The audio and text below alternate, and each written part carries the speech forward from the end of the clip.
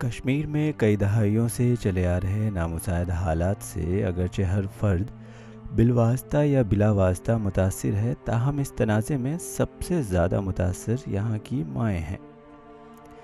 ایسی مائیں جن کے لخت جگران مساعد حالات میں ہلاک کیے گئے یا لاپتہ ہیں، ان کے لیے زندگی کا ہر لمحہ دشواریوں سے پر ہے اور اپنے اولادوں کو کھونے سے ان کی زندگی اجیرن بن گئی ہے۔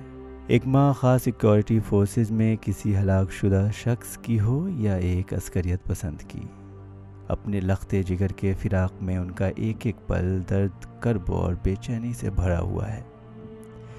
آنکھیں نم ہیں اور ان کا دل خون کے آنسو رو پڑتا ہے۔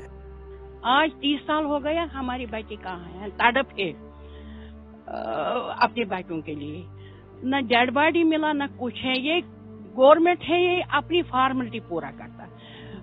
مفتی سعید آگ اس کی بیٹی آ گئے اپنے لیے کرتا، فاروق ابلا کا بیٹا وہ بھی اپنے لیے، آج نیشنل کانفرنس پھر آتے ہیں اپنے لیے کرتا۔ ہماری دکھ درد کوئی نہیں سنتا، ہماری آواز کوئی نہیں سنتا۔ میں بہت جگہ پر گئی، یورپ بھی گئی ہے، میں نے ادھر بولا ہمارے ساتھ کتنا ظلم کیا۔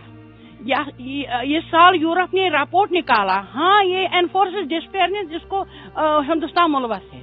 شمالی کشمیر کے حاجن علاقے میں حال ہی میں ایک تصادم میں مارے گئے کم عمر عسکریت پسند ثاقب کی ماں کا کہنا ہے، داغ لوگمت کرین مازس بیٚیہِ تہِ تیُتھ یُس مطلب سٲرسٕے کٔشیٖرِ دول لوٚگ، پننہِ ماجہِ کیٛاہ آسہِ، مطلب سُہ چھُنہٕ حظ مطلب أمۍ سٕنٛدۍ یار دوس چھِنہٕ مےٚ وٕنہِ ییٚتہِ تھپھ تُلان کینٛہہ، یِم چھِ یِوان تمہِ ساتہٕ چھِ مےٚ گژھان مطلب بہٕ چھس دپان ثاقب صٲب تہِ اوس یِمن سۭتۍ، یا ییٚمہِ ساتہٕ بہٕ شامن چھس نہ بسترس منٛز آرام ہٮ۪وان ترٛاوٕنۍ، یوٚتانۍ نہٕ بہٕ أمۍ سُنٛد ویٖڈیو وٕچھِ توٚتانۍ چھنہٕ مےٚ قرار یِوان کِہیٖنۍ۔